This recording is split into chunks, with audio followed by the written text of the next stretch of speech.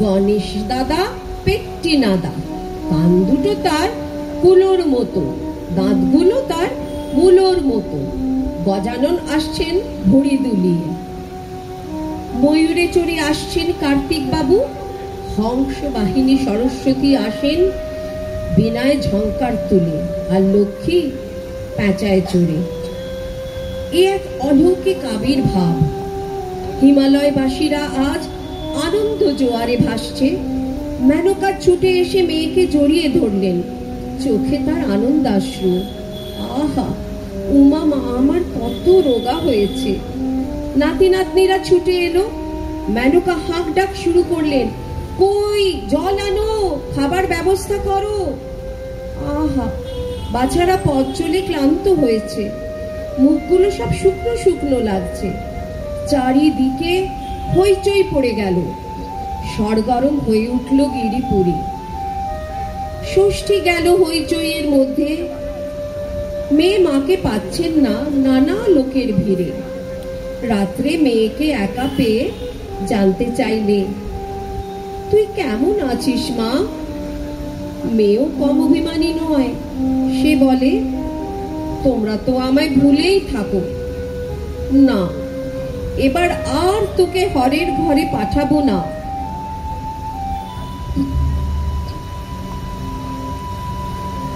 কেমন করে হরের ঘরে ছিলে উমা বল মাতায়, কেমন করে হরের ঘরে ছিলে উমা বল মাতায়।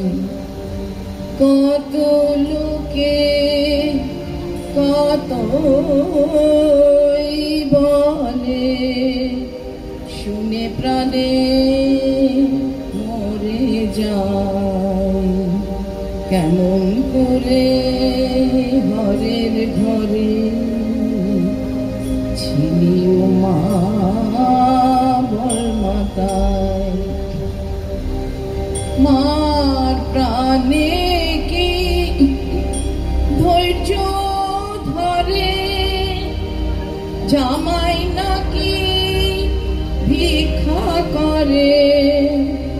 মার প্রাণে কি ধৈর্য ধরে, জামাই নাকি ভিক্ষা করে। এবার নিতে পরে বলবো উমা ঘরে নাই। কেমন করে হরের ঘরে ছিলে উমা বল মাতায়। চিতা ভস্য মাখি অঙ্গে, নামাই ফিরে নানা রঙ্গে।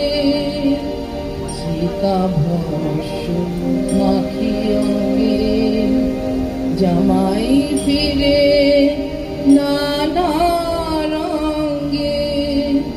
তুই নাকি মা তারি সঙ্গে, তোর সোনার অঙ্গে মাখিস ছাই।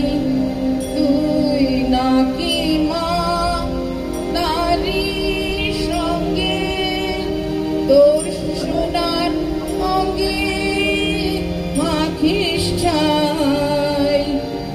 এবার নিতে পরে উমা ঘরে নাই। কেমন করে হরের ঘরে ছিলে উমা বল মাতায়। কত লোকে কত বলে,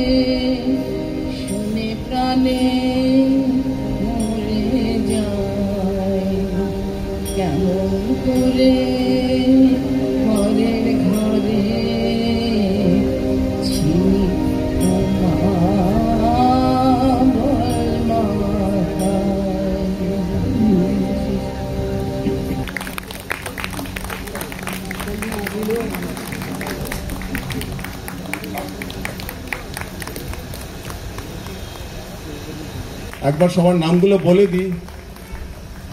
সুচেতা ব্যানার্জি, কবিতা বসু, রূপালী চৌধুরী, পূর্ণিমা চ্যাটার্জি, ভারতী দাশগুপ্ত, নন্দিতা সান্যাল। এবং দুজন বন্ধু আছে, কি নাম? মনীষ। আর আপনার নাম কি? Kamalkanta. Thank you very much. আপনাদের অশেষ ধন্যবাদ। আপনারা একটু জোর করে তালি মারুন। এই এফর্ট ইজ কমেন্ডেবল। আর এত সুন্দর হয়েছে। সাহস দেখিয়েছি এই বয়সে স্টেজে এসে গাইবার সাহসটাই অনেক। এটাই হচ্ছে